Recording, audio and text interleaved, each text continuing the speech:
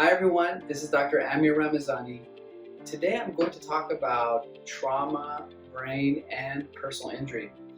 And I hope this could be an educational video for folks who may have either experienced an injury or trauma, or even maybe healthcare professionals or attorneys who are working with such individuals. Often when folks are experiencing an injury or trauma, this could involve either a healthcare setting where the person needs to be assessed or evaluated, or it could involve a forensic setting where the attorney may want to better understand what the consequences of the injury or the trauma has been, either physically, cognitively, or emotionally.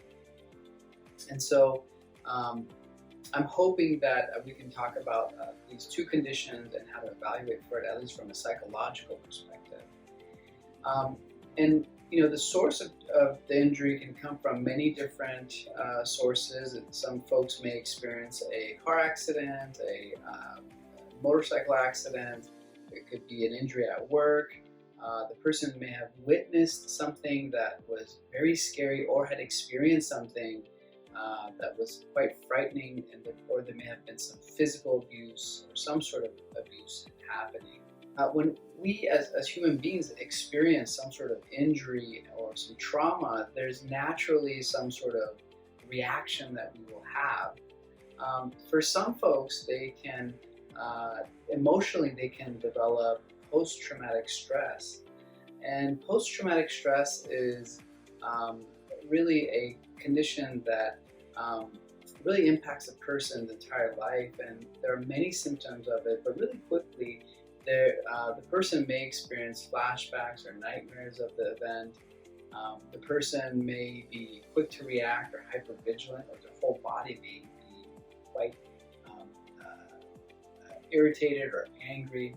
And it's almost like the body is kind of in a hypervigilant state. So they may experience panic attacks. Or they may experience avoidance of anything that reminds them of the traumatic event. So that's an emotional consequence or emotional condition. For some folks, if they've had a head concussion, they may experience traumatic brain injury. Traumatic brain injury is typically classified into mild, moderate, or severe traumatic brain injury, and sometimes this can be a challenge because the brain injury itself could lead to cognitive consequences. What is cognitive consequences? Cognition is just a global term that we use to describe our thinking abilities like attention, problem solving, memory, spatial abilities, and so forth. So it's very important for us to evaluate for these two conditions, as they can occur during some sort of either personal injury or some sort of trauma that the person experiences. So how do we evaluate for this?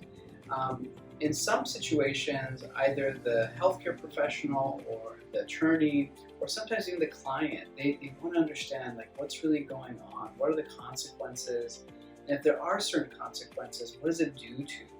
Is it due to emotional health challenges? Is it due to organic brain-related changes that are impacting cognitive functioning? And so the way we evaluate this is by conducting a neuropsychological evaluation. That's a mouthful. So what is a neuropsychological evaluation? Neuropsych evaluation, to say it in short, is a type of evaluation that involves objective testing of memory, attention, problem solving, spatial abilities. These are functions of the brain, and these functions are often housed in particular areas of the brain. And so it really helps either the referring party, whether it's a physician or attorney or the client themselves, to really figure out if there's some sort of organic change that happens. If there is an organic change, then the evaluation can also determine what are the consequences of that.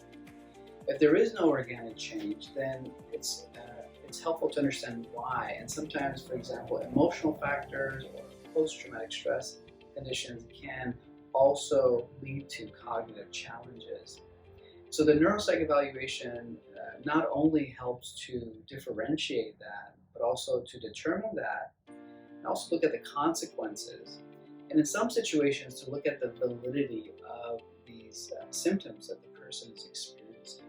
And that can help not only professionals, but also their clients. I hope this has been helpful.